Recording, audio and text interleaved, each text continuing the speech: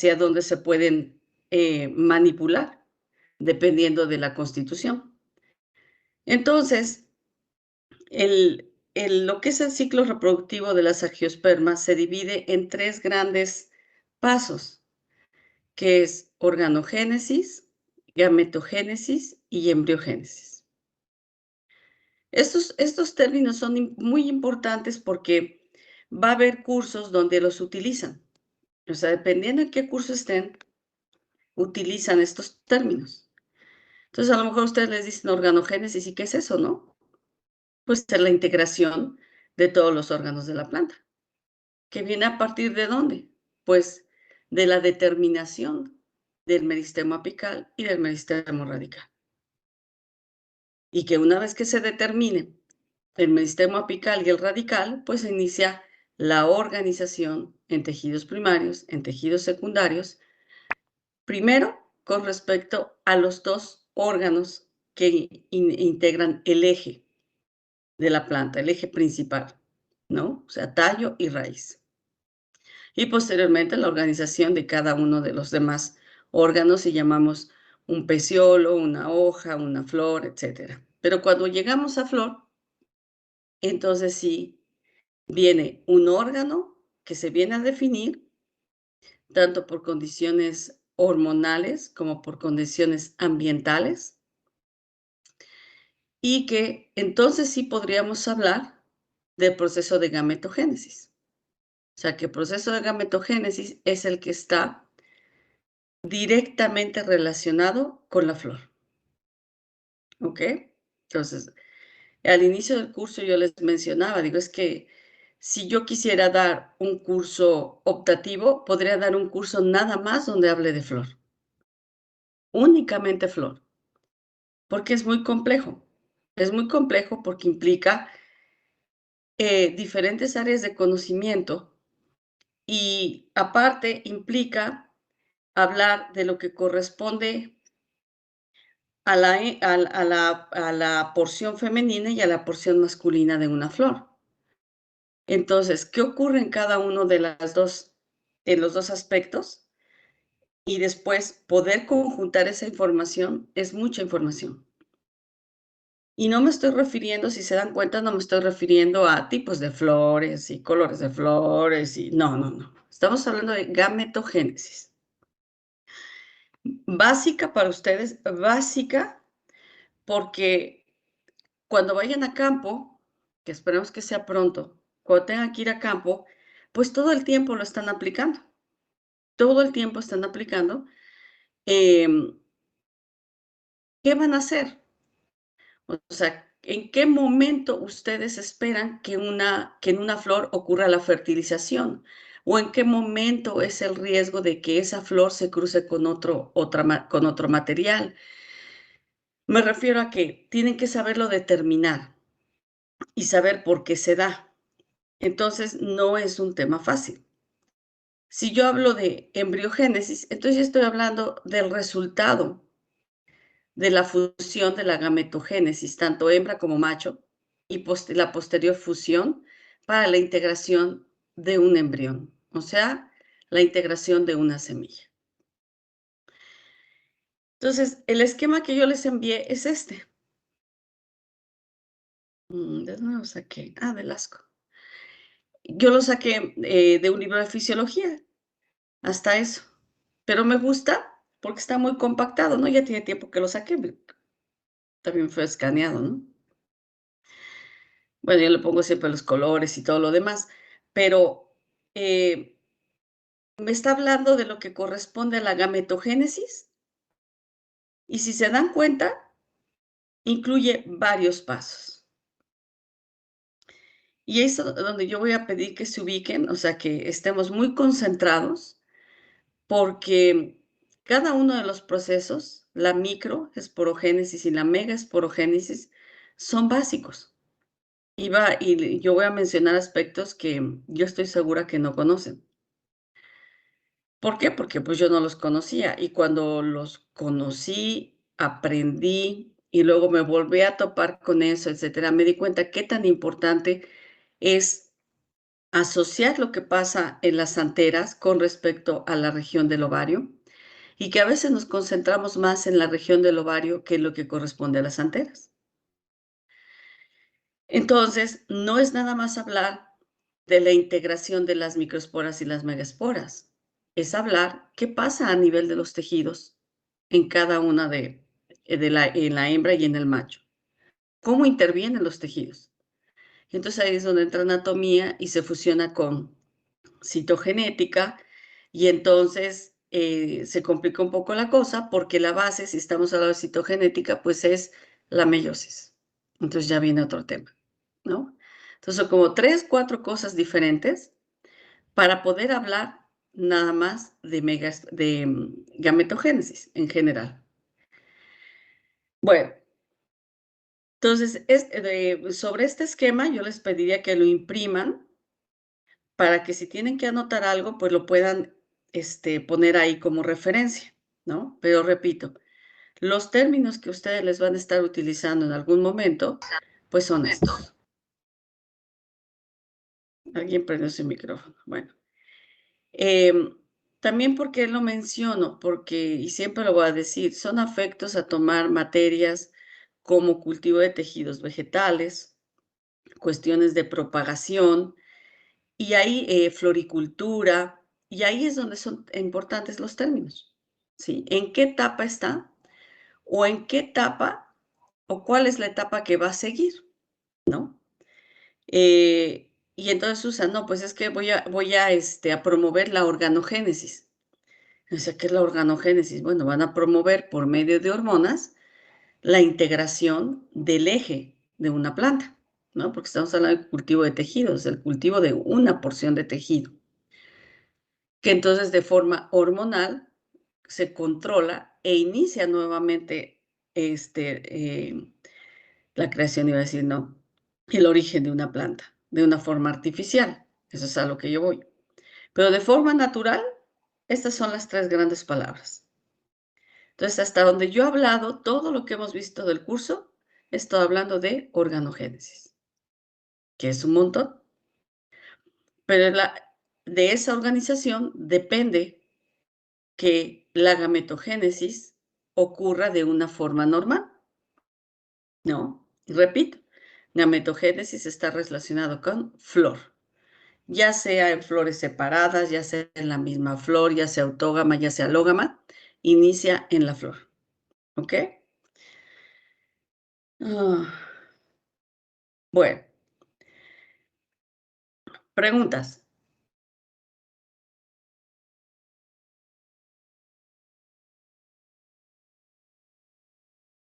¿Hay preguntas?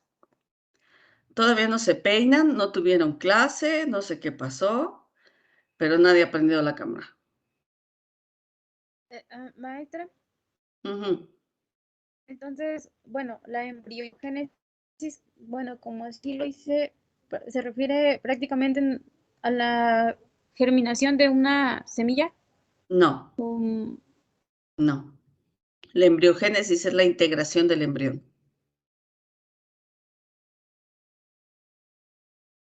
Ujú. La embriogénesis Gracias. sí, es la integración del embrión. Pero lo vamos a ver, no se preocupe. Si yo quiero hablar de semilla, y estoy aquí, por eso anoche me dije, bueno, lo voy a poner así grande, pero si yo quiero hablar de semilla, ya me tendría que ir por acá.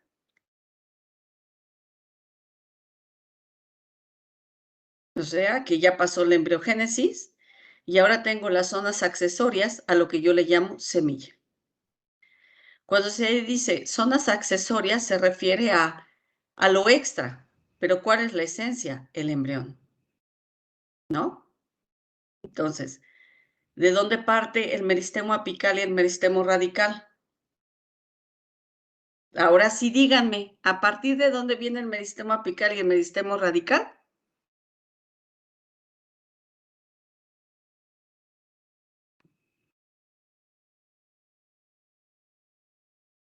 ¿Quién me dice?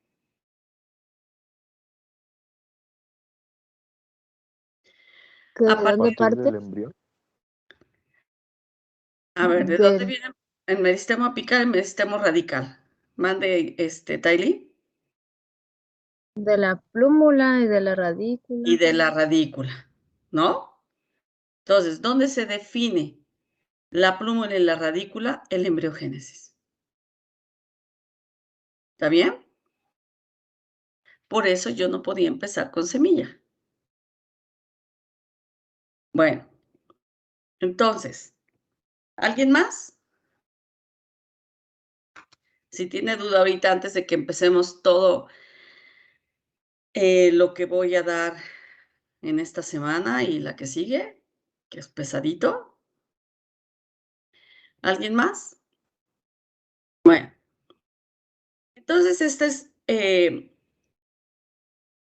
mi marco de referencia, ¿sí? Eso implica que yo tengo que terminar el curso cuando dice germinación.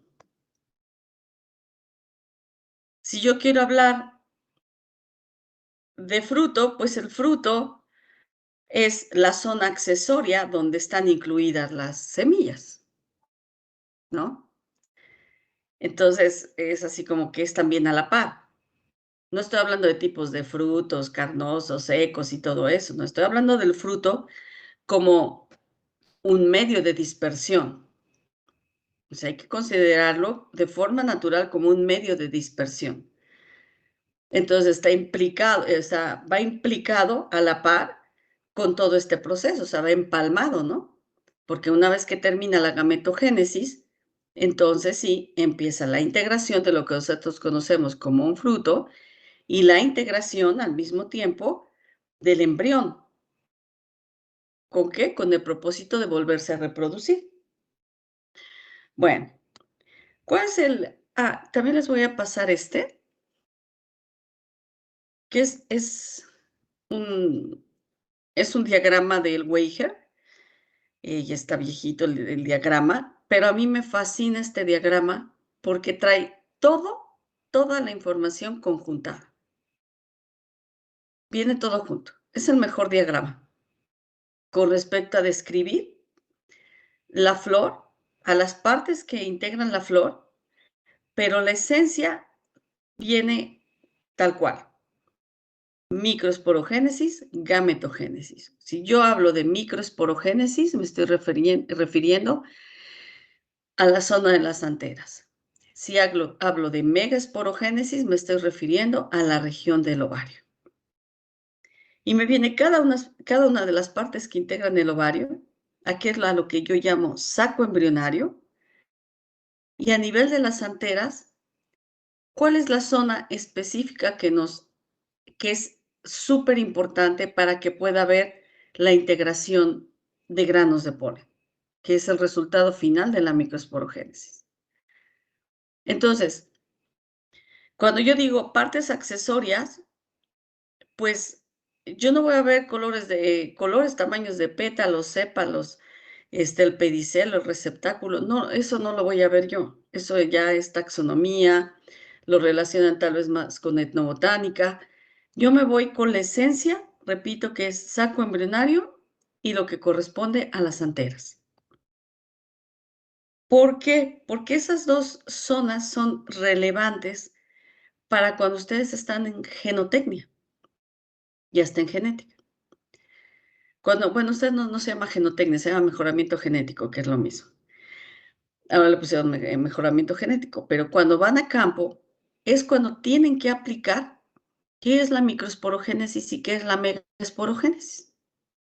Y eso yo lo comprendí cuando daba prácticas de genotecnia, que di mucho tiempo, que me costaba trabajo porque pues yo soy bióloga, pero bueno.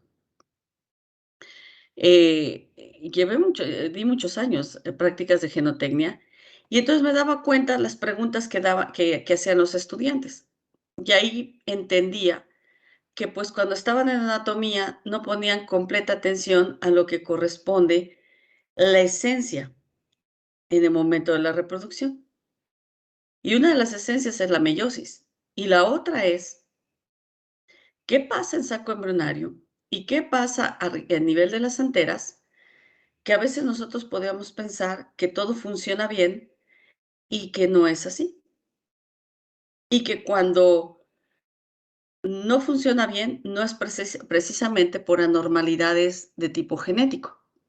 Directamente me refiero en la micro y megasporogénesis, en la generación de los gametos. No, sino que a veces es a nivel de los tejidos. Entonces, en nuestra cabeza tiene que estar todo al mismo tiempo. Por eso yo les paso en ocasiones ejemplos de plantas anormales y de la planta patrón, porque no significa que siempre estemos pensando que defectos o anormalidades a nivel de genes tengan que ver directamente con la semilla, ¿no? Y que no tenga una planta. No. A veces es a nivel de tejidos de tal forma que no permite que el resto de los procesos se lleven como corresponde. Eso es a lo que yo voy. Entonces, ustedes tienen que saber cuestiones que a veces no es tan fácil encontrar en los libros, sino que hay que estarla conjuntando. Entonces, les voy a enviar el, este diagrama. Mi recomendación es que lo impriman y lo peguen y lo tengan así a la mano para que lo estén viendo cuando puedan, ¿no? Porque yo digo que es más fácil. Ayer mi esposo me desesperó porque me dice: "A ver, entonces, ¿cómo? Deja, voy por la computadora". A ver, espérate, aquí hay papel y lápiz. Escríbele, te voy diciendo. No, no, no, no, no, voy por la computadora. Ay, cómo me choca, ¿no? O sea, no entiendo a veces eso. Yo tengo mi papel y mi lápiz. Entonces, bueno. Si vamos a hablar de flor, pues hay que hablar de la organización de esta, ¿no? Y es chistoso. Yo así cuando leo de flor, dice, bueno, los órganos florales se organizan en 4 anillos concéntricos al final del tallo de una rama. Y estos son sépalos, pétalos, estambres y carpelos.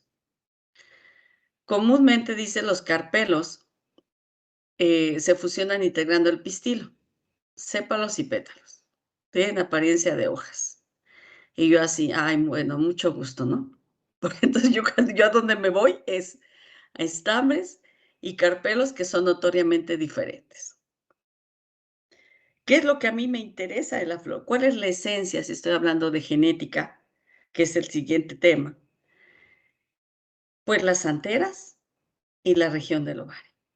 ¿Por qué? Porque las anteras las relaciono con la integración de los granos de polen y el ovario lo relaciono con la integración de los óvulos.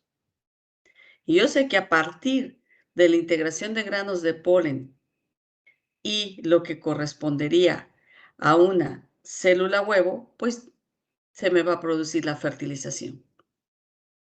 Pero antes de eso, pues entonces hay un tema importante que va a la par, que es la meiosis. Entonces, la gametogénesis comprende no nada más la integración de las zonas donde se lleva a cabo la gametogénesis, o sea, que lo que corresponde a meiosis, sino que también hay tejidos, hay meiosis y hay reducción en el nivel de ploidía. Entonces, yo sé que es tortuoso y cuando lleguen a genética nuevamente hablan de meiosis.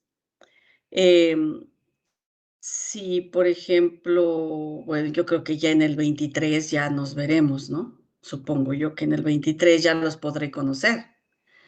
Cuando llevemos genética, vamos a hacer una práctica sobre meiosis, para que sepan a partir de dónde pueden ver meiosis, para que ustedes hagan las preparaciones, ¿no? Entonces, eso es lo que tengo ahorita contemplado si es que regresamos en febrero, ¿no? Eso es lo que tengo contemplado con los que llevaron anatomía en abril o cuándo fue. Bueno, entonces, ¿qué van a hacer? Práctica de mitosis, práctica de meiosis y otras cosas accesorias, ¿no? De material que dejaron en un inter, entonces lo tendrían que hacer ahora. Y si nos da tiempo. Entonces, con ustedes lo tendría que hacer, repito, pues yo creo que en el 2023. Si todo sale bien, ya sería el colmo, ¿no? Pero bueno. Entonces, cuando hablamos de zona de las anteras, si ustedes me preguntan, maestra, ¿usted ¿Qué prefiere? ¿Trabajar con anteras o trabajar con la región del ovario? Yo prefiero trabajar con las anteras. Me fascina. O sea, es todo lo que tiene que ver con las anteras, con granos de polen es fascinante. Y la región del ovario es más compleja. Más compleja, ¿por qué? Por su simetría. Entonces, cuando me hablo de simetría, es que nosotros podríamos ver la región del ovario y nosotros nos imaginamos, y se los enseñan a ustedes, con respecto a los frutos. Si nosotros vemos un fruto, pues podemos saber si el ovario es ínfero, si es súpero, si por el número de semillas, pues cuántos óvulos hubo, etcétera, ¿no? Entonces, pero la simetría es compleja. Es más compleja con que con respecto a las anteras. Pero cuando veamos lo de las anteras van a ver por qué me gusta. O sea, también es complejo, muy importante, porque a lo mejor el no conocer cómo está estructurada una antera, entonces a veces a mí no me da idea de por qué no hay polinización. Y entonces tenemos que pensar por qué no podría haber polinización y no precisamente echarle la culpa a las abejitas, a los abejorros y a los demás insectos que podrían andar por ahí, ¿no? Bueno, preguntas hasta aquí para que empecemos con el tema pesadito. No va a estar tan pesado porque ustedes ya saben, lámina fenestrada, pragmoplasto, citocinés, y ya son expertos en eso. Entonces no está tan pesado. ¿Preguntas hasta aquí? Profa, Mande. si la planta se queda solo hasta la producción de flor, entonces se quedaría en el inter que es de procambio en cambio, La planta se queda. O sea que tú dices que integra flor. pero ya no fruto. O sea, integra flor, tú obtienes la semilla y termina el ciclo de vida. Ajá. Puede llegar a integrar un cambio. Un ejemplo, por eso les puse yo los ejemplos. Alfalfa, de los que yo recuerdo que yo he visto, alfalfa, hay frijol también. Otro es cempasúchil. ¿Lechuga? No puede ser. Lechuga, ¿O sí? es que no he visto lo que corresponde al tallo como tal. Vimos la raíz, pero es muy probable, sí, con respecto a cómo está la raíz, sí. Ujú. Si coincide, yo creo que sí, tiene que coincidir. Sí, ajá. Sí lo puede llegar a integrar. Ahora, hay unas que son engañosas. Hay unas que son engañosas. Por ahí yo encontré una en un libro que no sé cuál fue, ya no me acuerdo cuál fue, pero mostraba que ya había una continuidad que se veía como cambium, pero realmente el cambium interfascicular, que ya sabemos que era parénquima, lo que estaba generando nada más eran fibras. Fíjense cómo son engañosas, ¿no? Eran fibras. No me acuerdo en qué planta era. No sé, no sé en cuál. Pero sí, Citlali, fuiste tú, ¿verdad? Ya más o menos les conozco la voz. Sí, Citlali. Gracias. Nada más que ahí termina su ciclo de vida, ¿no? Y yo sé que me preguntas porque a veces en campo pues vemos ese tipo de oh, chihuahua, no sé qué traigo yo con mi mouse aquí, ¿cómo es diferente? A veces vemos en campo ese tipo de plantas que pues ya nos da la apariencia de que es un leño y después ya se muere la plantita, ¿no? Entonces sí se ocurre. Bueno, entonces el siguiente tema es meiosis.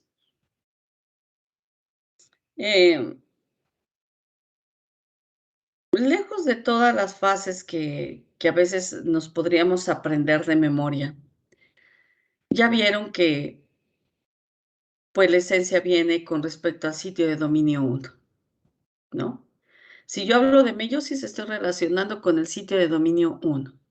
Entonces, el sitio de dominio 1 inicia su actividad y en este caso viene a ser notoria. ¿Por qué? Porque entonces ocurrió ya la diferenciación, la integración de una flor, o sea, de un nuevo órgano en la planta. Pero ahora son flores, ya no son hojas, ya no son ramas, sino que es una flor. Y una vez que se empiezan a integrar las zonas accesorias de una flor, una de las primeras zonas, pues, es la región del ovario y la zona de las anteras.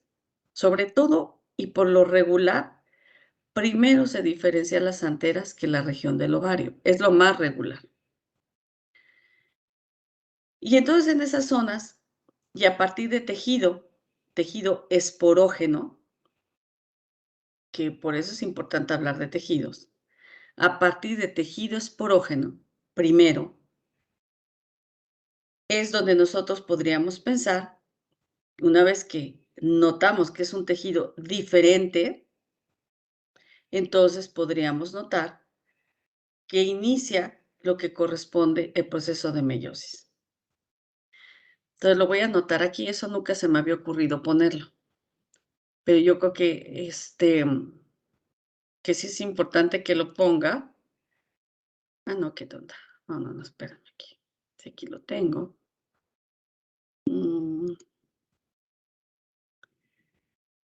Para que lo relacionemos. ¿Dónde quedó?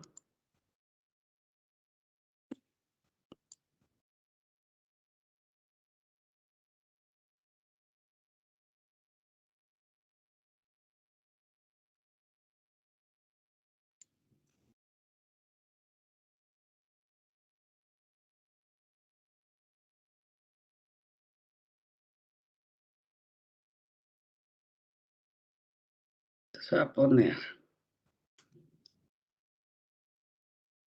tejido ajeno. ¿Ok? Creo que me dé. Vamos a ponerle.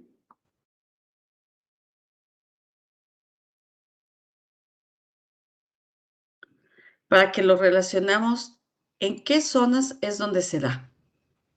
Entonces, si es tejido esporógeno, ¿qué indica? ¿Me puede decir alguien? Porque eso ya lo deben de saber. Esporas. Esporas, ¿no? Entonces, al ver la referencia que es tejido esporógeno, pues entonces ustedes ya se van a dar idea de que tiene que ver con esporas. Entonces, ok, voy a apretar ahí donde dice ayuda, ¿no? Es que tenía otro mouse, me acostumbré a uno, luego me confundí con el otro y ahora está aquí. Bueno, entonces tiene que ver con esporas. Entonces yo tengo que pensar que en mi planta hay zonas donde ocurre la micro y megaesporogénesis, sí. Pero realmente, ¿qué es micro y megaesporogénesis o a partir de dónde viene? Ah, bueno, de que yo puedo hablar de la flor o de la integración de una flor. Pero en esa flor hay diferenciación de un tejido esporógeno. Y a partir de ese tejido esporógeno es donde yo puedo pensar que ocurre el proceso de meiosis. Ya no estoy hablando de mitosis. Claro que la base para entender meiosis es mitosis, ¿no? Entonces, ya estoy hablando de meiosis y estoy hablando de meiosis, pues estoy hablando de que tendría que tener al progenitor mamá y al progenitor papá, en los cuales en cada uno de ellos ocurra esa meiosis, la reducción en nivel de ploidía, y a partir de esa reducción, una nueva fusión que comprendería la integración de un cigoto. Entonces, si yo estoy hablando del órgano flor como tal, y pienso en los pétalos, en los sépalos, entonces estaría pensando que tiene nivel de ploidía 2N, porque estoy hablando de tejido somático. Pero una vez que se integra el tejido esporógeno, entonces podría pensar que ese tejido, bueno, no podría, ese tejido esporógeno tiene nivel de ploidía N, 2N. Y tiene que ocurrir una reducción en el nivel de ploidía para que pudiera yo hablar, entonces sí, de la microesporogénesis y de la megaesporogénesis. Pero ¿por qué separo tejido esporógeno? Porque voy a hablar de un tejido específico, el cual pasa por el proceso de meiosis. Si yo uso la palabra microesporogénesis, ya estoy incluyendo también otro proceso que tiene que ver con el resto de los tejidos, delantera. Y si hablo de megaesporogénesis, también voy a involucrar los tejidos que tienen que ver, el resto de los tejidos que tienen que ver en la región del ovario. Pero si hablo nada más de meiosis, en el tejido esporógeno de las anteras, entonces estoy hablando del tejido esporógeno nada más y de meiosis, e igual de megaesporogénesis. Lo separo para que entendamos que si yo estoy en anatomía, pues tengo que explicar también qué pasa con los tejidos. Porque los granos de polen no andan así, no se generaron nada más así solitos y se liberan así solitos nada más porque sí. Y lo que corresponde a región del ovario, la célula huevo, perdón, pues no queda ahí a la deriva a ver qué pasa, ¿no? Y luego cómo se transforman esos tejidos para que yo pueda ver realmente y pueda iniciar nuevamente el proceso de organogénesis. Entonces es un todo. Pero en este tejido esporógeno, repito, que es el tejido más interno, tanto a nivel de las anteras como en la región del ovario, pues es donde se lleva a cabo la meiosis. Entonces, el tejido esporógeno, le vamos a poner acá, voy a escapar para dejarlo ya así escrito, nivel de ploidía 2N, ¿ok? Ese es un nivel de ploidía, 2N. ¿Alguien puede decir cuál es la esencia de la meiosis?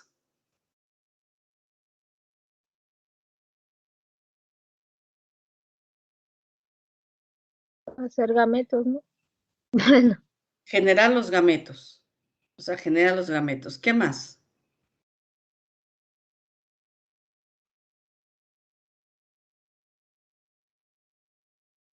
conservar el número cromosómico, algo así.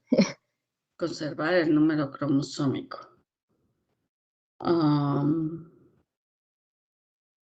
No entiendo esa parte. A ver, ¿alguien más que no sea Tailí? Que pues aquí solamente interfieren las células sexuales y se empiezan a reproducir las células hijas. Bueno, algo más o menos. ¿Alguien más? Si yo voy a hablar de meiosis, estoy hablando del sitio de dominio 1. Significa que al hablar de meiosis, tendría que estar haciendo referencia qué pasa en la zona de las anteras y qué pasa en la zona de la región del ovario. Lo repito. ¿A nivel de qué tejido? Tejido esporógeno. ¿Sí? O sea, sí. Antes de ser un grano de polen fue tejido esporógeno. Antes de poder generar una célula huevo, ¿qué fue? Tejido esporógeno. Entonces, el tejido esporógeno tiene nivel de ploidía 2N. Entonces, cuando se habla de la integración de la flor y de la diferenciación de las diferentes zonas que implican la integración de una flor, entonces parte de esa integración es definir cuál va a ser el tejido esporógeno de la mamá y del papá. Y una vez que se definió cuál es el tejido esporógeno, entonces sí podríamos hablar de proceso de meiosis porque la enmienda que tiene esa planta y la enmienda que tiene esa flor es generar una semilla que inicie el nuevo ciclo reproductivo. Y para la integración de esa semilla antes que una semilla, un cigoto, pues tiene que haber una reducción en el nivel de ploidía. Entonces, el tejido esporógeno, repito, es tejido somático. Tiene nivel de ploidía 2N. Todas las zonas accesorias de la flor tienen nivel de ploidía 2N. Las zonas externas de las anteras tienen nivel de ploidía 2N. El tejido esporógeno tiene nivel de ploidía 2N. ¿Qué es lo que permite que reduzca a la mitad del nivel de ploidía? Pues que el sitio de dominio 1, o sea, el núcleo, pase por una meiosis. Y entonces sí se permita la reducción en el nivel de ploidía. ¿Quién más va a ayudar al núcleo? ¿Qué otro sitio de dominio va a ayudar al núcleo en el proceso de meiosis?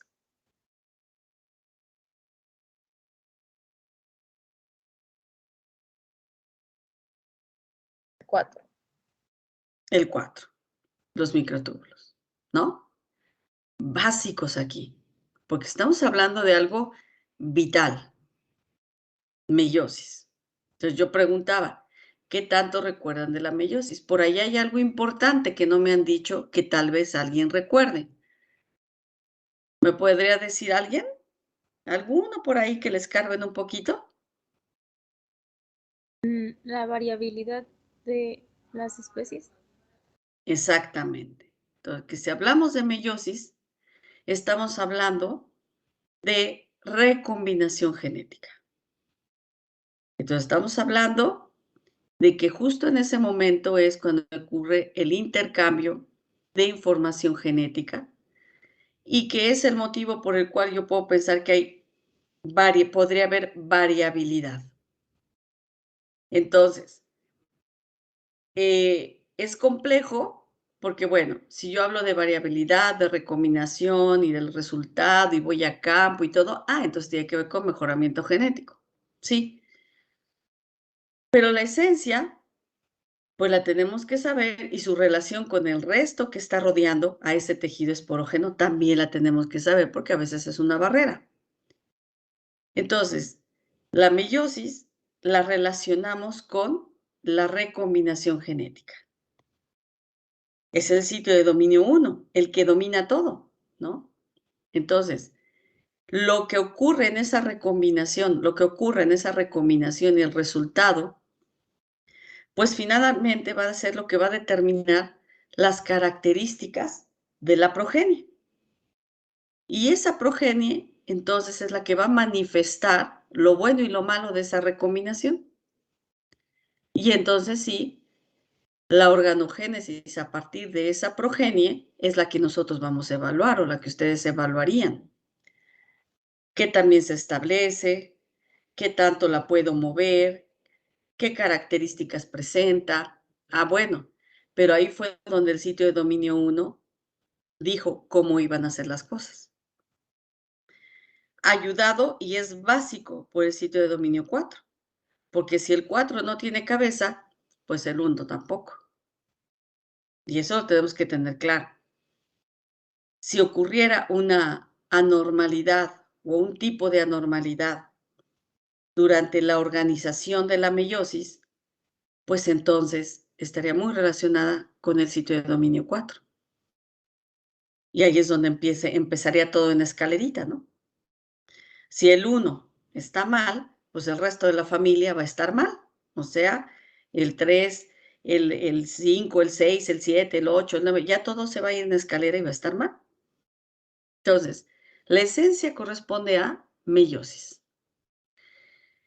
Y entonces cuando empezamos a ver, y porque eso es tortuoso, ¿no? Cuando empezamos a ver todos los nombres, y ahí vamos otra vez. Pues sí, ahí vamos otra vez.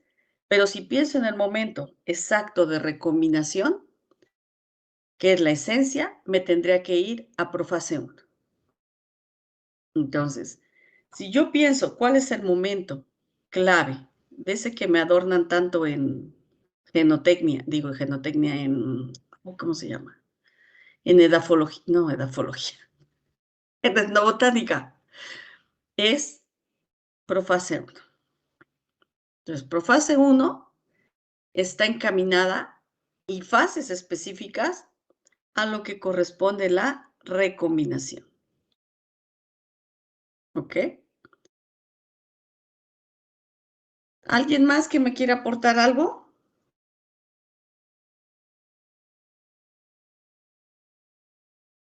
Entonces me dicen, ¿te gusta la meiosis? No me gusta la meiosis. A mí no me gusta mucho la meiosis, pero me gusta saber a partir de dónde puedo observar la meiosis, lo que puedo observar, pero ya lo que tiene que ver mucho con cromosomas, y ya lo he dicho, ya no me apasiona. En un momento sí me apasionó, ya no.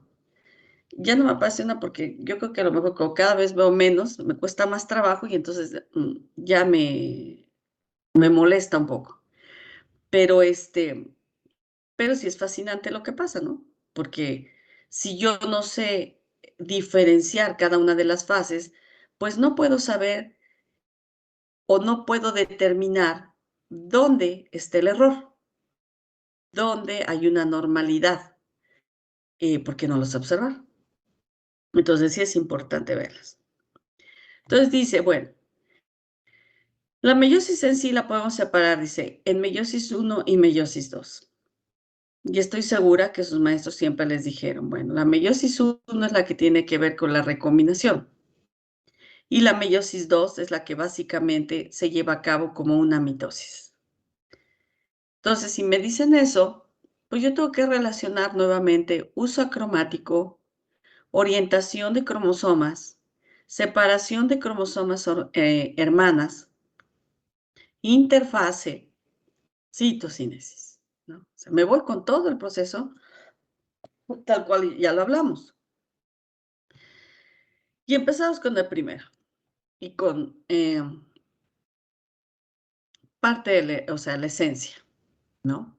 No voy a hacer no voy a decir tanto, así que pongo a escribir y escribir. Dice, la meiosis 1, que es la esencia de la recombinación y apareamiento de cromosomas homólogos, eso es importante. Quiere decir que si yo parto de un núcleo con nivel de ploidía 2N, quiere decir que cada cromosoma lo tengo repetido, ¿no? Tengo 2 cromosomas 1, 2 cromosomas 2, 2, 3, 2, 4, 2, 5, 2, 6, 2, 7, 2, 8, por ejemplo. Entonces yo podría partir de 2n igual a 8 y una vez que termina la meiosis, entonces tendría que tener 4 núcleos con nivel de ploidía n igual a 4. ¿No? Para eso, pues tengo que entender y recordar cómo está constituido cada cromosoma, que es lo que ya había dicho yo en mitosis. Dije, bueno, hay que considerar que cada cromosoma está integrado por 2 cromátidas.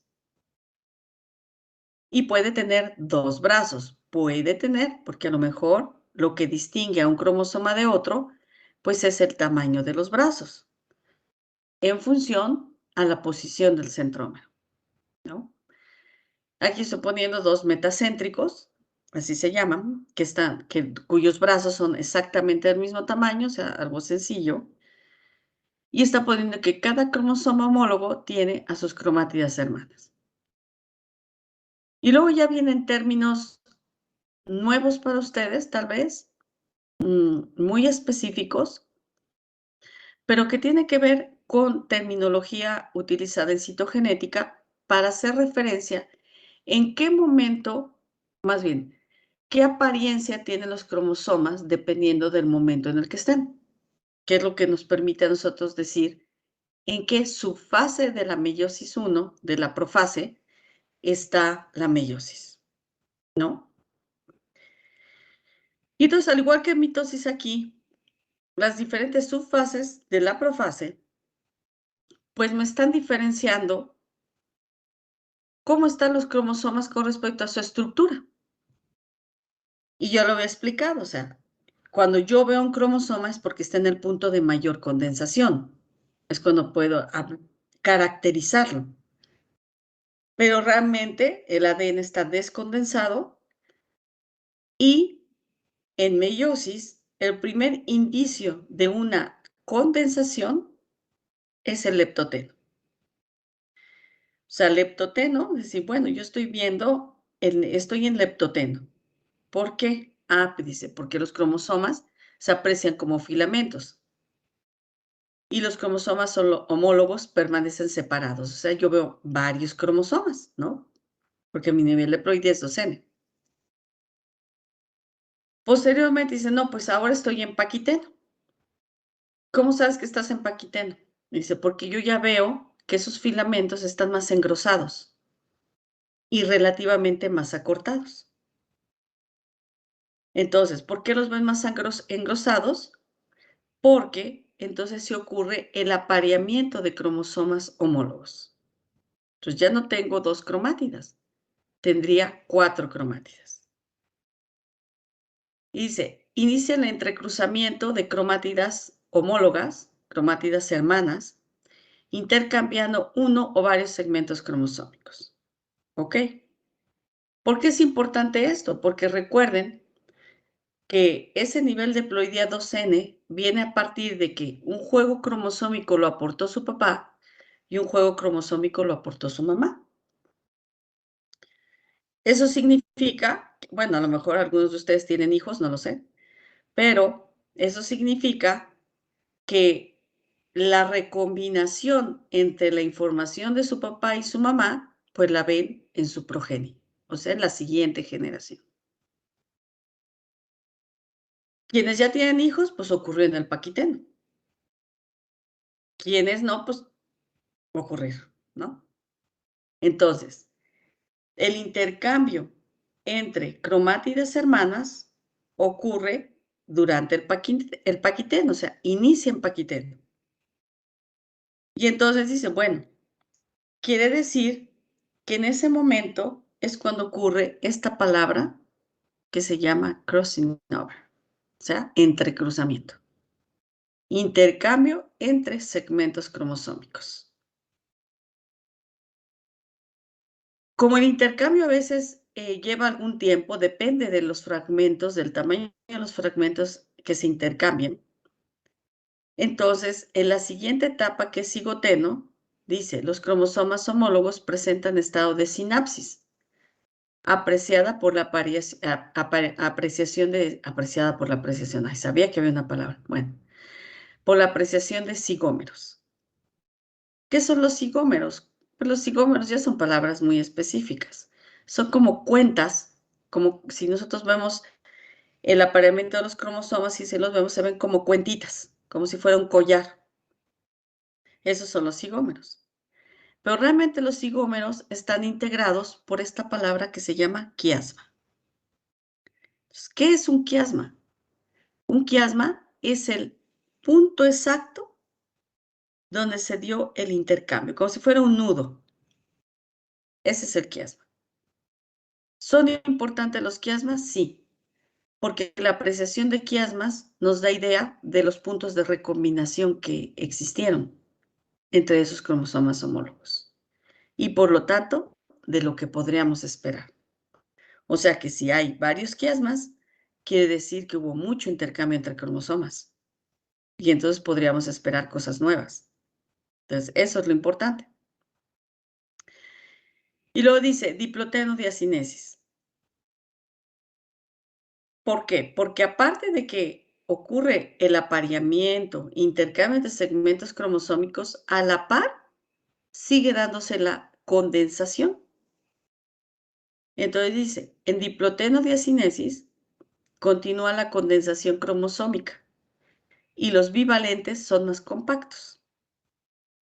Entonces los bivalentes quiere decir que seguimos, que es el apareamiento entre cromosomas homólogos.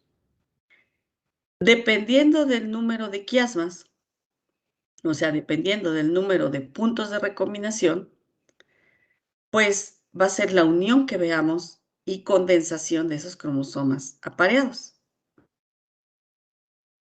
¿Cuál es la siguiente etapa? Pues la metafase, ¿no? Porque dice aquí, una vez que pasas por diploteno-diacinesis, que es el punto ya de muy condensado, donde podrías apreciar los quiasmas, entonces viene la siguiente fase, que es la metafase. ¿En qué consiste la metafase? ¿Alguien recuerda?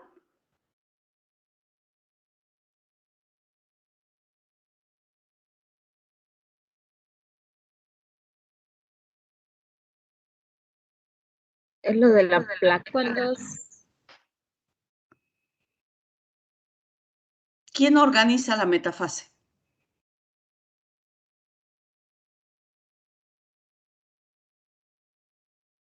Porque están los cromosomas, están condensados, están recombinados. ¿Manda, María? El luz acromático. El uso acromático.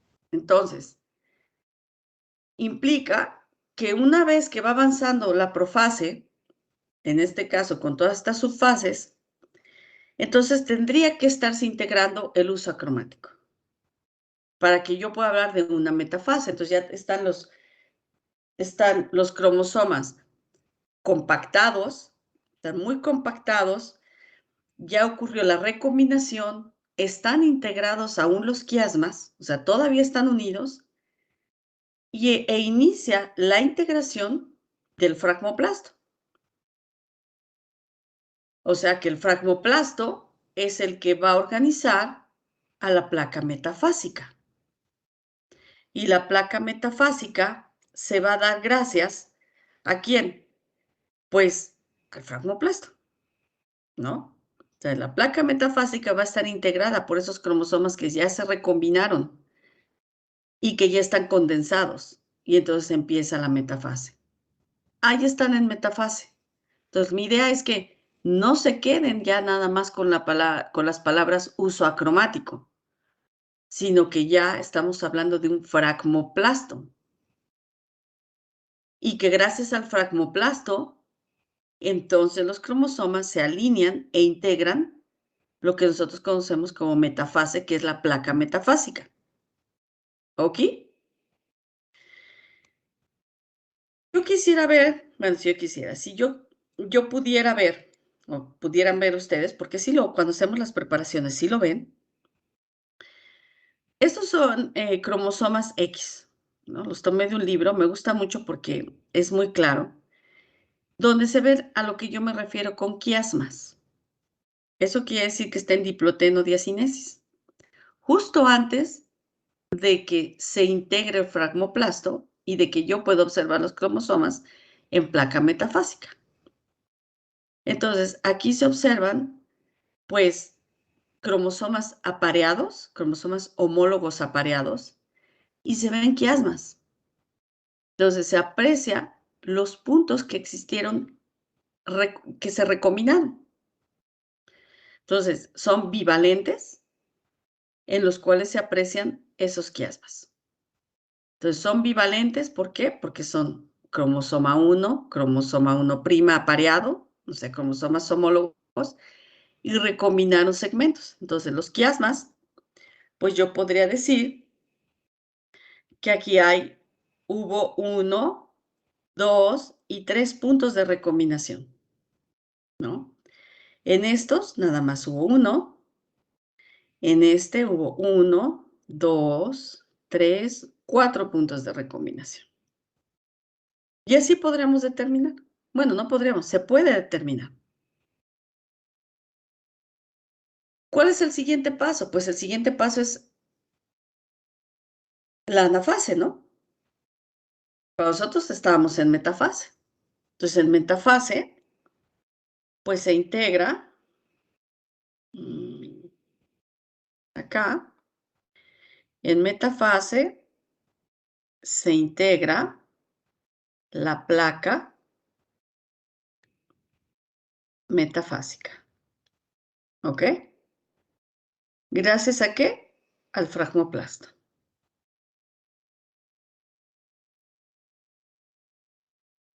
O sea que si tienen un hijo le van a poner fragmoplasto, ¿no? Para que no se les olvide. Entonces, una vez que se integra la placa metafásica y los cromosomas están alineados, ahorita lo vamos a ver. ¿Cuál será el efecto que tenga la anafase? ¿Cuál es el siguiente paso? La anafase. Ok. ¿Qué esperamos ver en la anafase? La separación. La separación. ¿La separación de qué?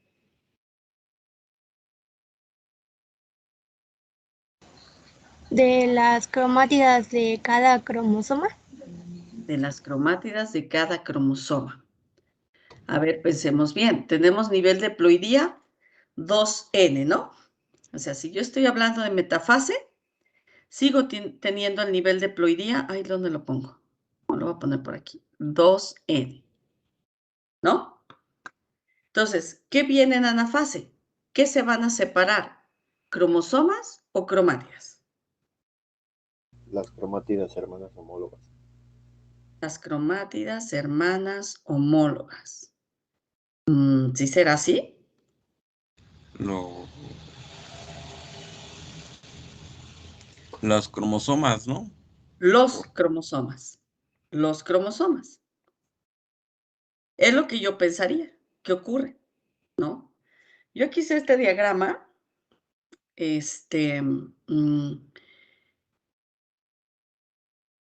No sé por qué lo puse cortado. Yo supongo que para ya relacionar aquí lo que corresponde a metafase 1, ¿no? Entonces, metafase 1 está alineada, los cromosomas ya recombinados están alineados en función, si yo hablo, ¿qué es esto? Esto es la placa metafásica. ¿En función a qué? Al fragmoplasto. ¿Cuál es el fragmoplasto? El que está integrado aquí, por medio de microtúbulos. Y lo voy a seguir diciendo porque no me pueden seguir nada más el uso acromático. No, no. Entonces, viene acá. ¿Cuál es la siguiente fase? La siguiente fase es anafase. Si escribo más feo es porque no quiero que me falle esto. ¿Qué pasaba en la anafase? Pues que ocurre la separación en un polo hacia el otro. Es anafase 1, perdón. ¿De qué? De cromosomas. Quiere decir que podríamos pensar, bueno, pues el cromosoma 1 se viene hacia acá y el cromosoma 1' se viene hacia el otro polo. ¿Cuál es la diferencia entre el 1 y el 1'? Entre ambos.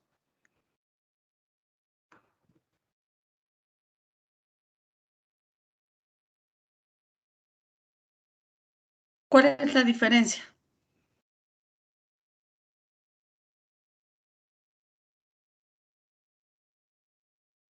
¿Alguien me puede ayudar? Porque, bueno, que Que aún las cromátidas están recombinadas. Que los cromosomas están recombinados, ¿sí? O sea, entonces sería que los cromosomas tienen cromátidas que ya presentan segmentos recombinantes, si queremos decirlo completo. Entonces, el 1 y el 1', pues se separan, son cromosomas homólogos, pero ya son diferentes entre ellos porque ya uno lleva información del otro. Entonces, en anafase 1, repito, unos se van hacia un lado, otros se van hacia el otro. Cuando viene telofase, telofase 1, pues se ocurre nuevamente la descondensación de ese ADN. Pero ahora, en metafase 1, yo tengo nivel de ploidía 2N. ¿Qué nivel de ploidía tengo en telofase 1?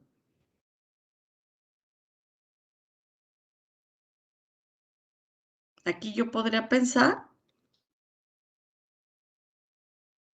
que se divide el núcleo y entonces cada núcleo, ¿qué nivel de ploidía tendrá?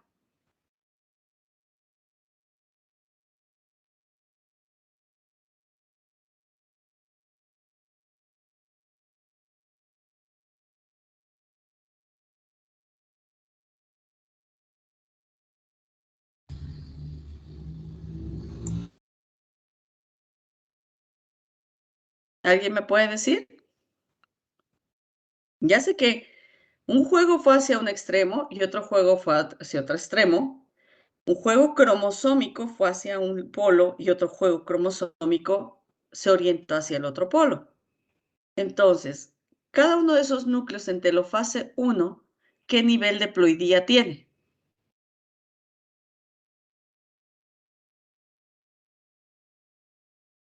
Necesito que alguien me ayude. Tiene N. N, exactamente. N. Nivel de ploidía N. Con cromosomas que presentan 2 cromátidas cada uno, ¿no? Cuando viene la meiosis 2, que les decían sus profesores, bueno, es que la meiosis 2 es como una mitosis. Entonces, bueno, es como una mitosis. Entonces, quiere decir que los cromosomas descondensados en telofase 1 nuevamente inician su condensación y nuevamente pasan por una profase rápida, porque no es una profase que lleve mucho tiempo, porque ya no hay recombinación. Y entonces ocurre la metafase 2. Metafase 2. Significa que voy a tener el proceso repetido, y así se observa. Voy a tener 2 placas metafásicas. O sea que ya voy a ver 2 núcleos.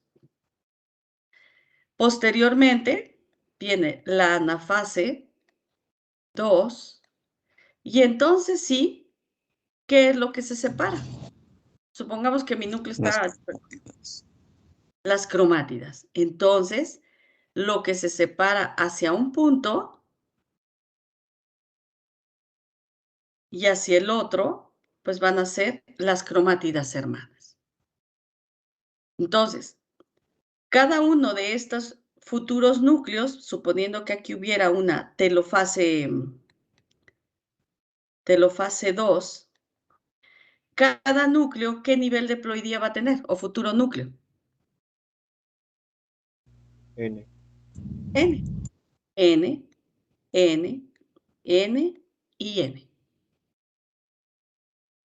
Entonces, ahí necesito que lo vean bien, porque cada núcleo va a presentar N, y aparte de que va a presentar N, cada uno va a ser diferente del otro.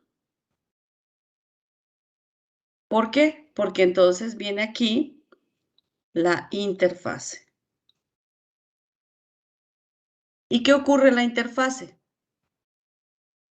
¿Alguien recuerda? La replicación del ADN. La replicación del ADN, que ahora sí que a ojos vistos es la integración de la cromátida hermana. Eso tenemos que tener aquí bien presente, ¿eh? O sea, lo que yo puedo ver en un microscopio es a la cromátida hermana o las cromátidas hermanas, y puedo darme cuenta que ya ocurrió la interfase.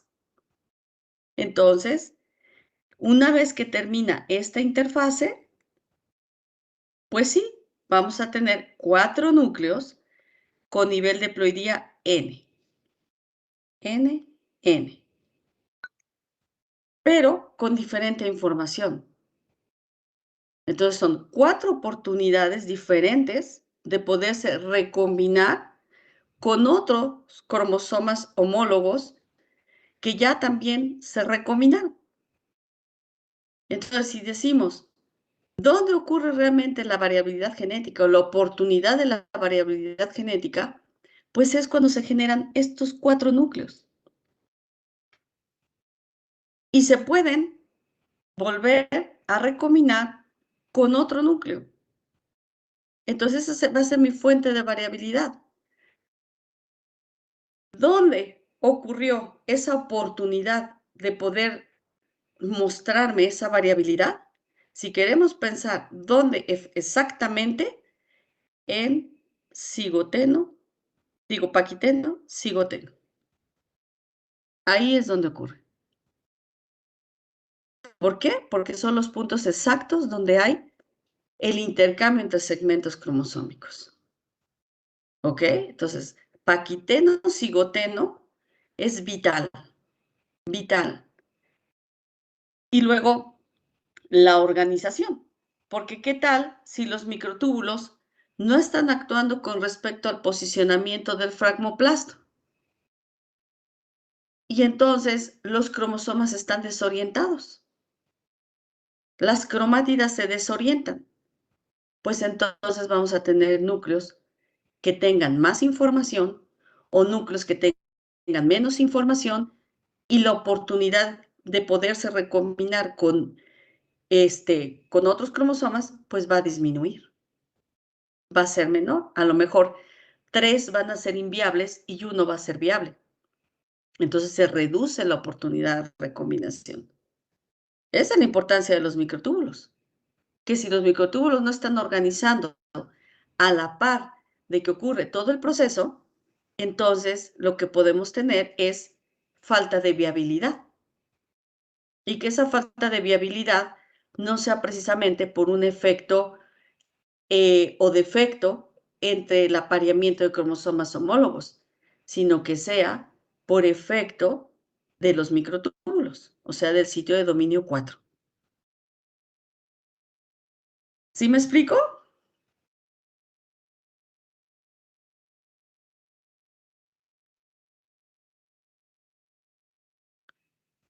¿Queda claro?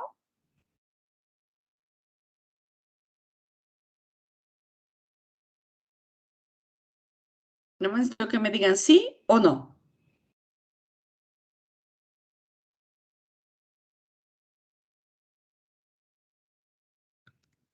Bueno, cuando nosotros hacemos preparaciones en el laboratorio, esto es lo que hacen ustedes. Nosotros trabajamos con anteras de maíz. ¿Por qué de maíz? Porque yo ya lo tengo determinado ahí. A veces podremos tratar otra especie, pero nos lleva tiempo determinar el momento exacto en qué condición tienen que estar las anteras para que ustedes lo pudieran hacer. Pero se podría hacer. Y entonces ustedes hacen sus propias preparaciones para que sepan a partir y en qué momento y cómo hacer las preparaciones, a qué nivel de las anteras y qué tipo de anteras tendrán que considerar para poder observar la meiosis, para poder observar anormalidades, ¿no? Si es que a alguien en algún momento se le presenta y que digan, bueno, ¿y tú sabes, tú algún día hiciste eso? No, yo nunca lo hice, ¿no? Es muy diferente. Ah, bueno, sí llegué a hacerlo y tengo idea y si no, pues puedo recordarlo y entonces ya no empiezan de ser. Sobre todo que ahora cada vez se ve más que van a tener que buscar oportunidades fuera. Eso es lo que yo veo, tristemente, pero eso es lo que veo. Entonces, cachen todo lo que puedan, ¿eh? Porque van a ver que así se va a poner esto. Entonces dice, así se observa cuando está en paquiteno. ¿Qué dije? Ah, bueno, que las bases paquiteno, cigoteno, son básicas para entender que hay la recombinación. Diploteno diacinesis, justo el momento en que están ya muy compactados y que podremos determinar los puntos que hubo de recombinación. Metafase 1, ahora sí están alineados en función al posicionamiento del fragmoplasto. Aquí hay otro ejemplo de metafase 1, donde hubo muchos quiasmas, o sea, muchos puntos de recombinación y se ve la forma que tienen los cromosomas. O sea, el apareamiento de esos cromosomas homólogos, que no se han separado. Por eso se ven poquitos. Anafase 1, ahora sí, donde cada juego cromosómico va hacia un extremo, pero cada cromosoma lleva sus 2 cromátidas recombinadas. Y telofase 1, cuando ocurre la descondensación del ADN. Y entonces viene la pregunta antes de terminar. ¿Qué es esto?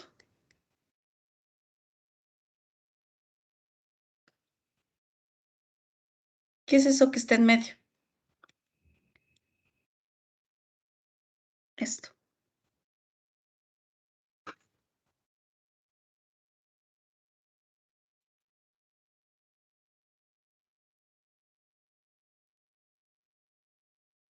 ¿No?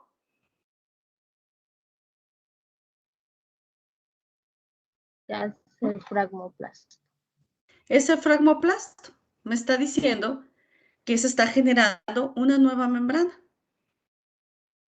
Eso es lo que me está diciendo aquí. Eso es lo que yo veo, que se está generando la división que corresponde al núcleo como tal. Bueno, entonces continuamos la siguiente clase. Por favor, y los veo cuando, el miércoles, ¿verdad? Ok, entonces mañana estaré enviando los apuntes. Está bien. Bueno, entonces se portan bien, niños. Bye bye. Está bien, maestra. Gracias. Adiós. Nos vemos, profe. Cuídense. Adiós. Pues, Nos vemos, profe.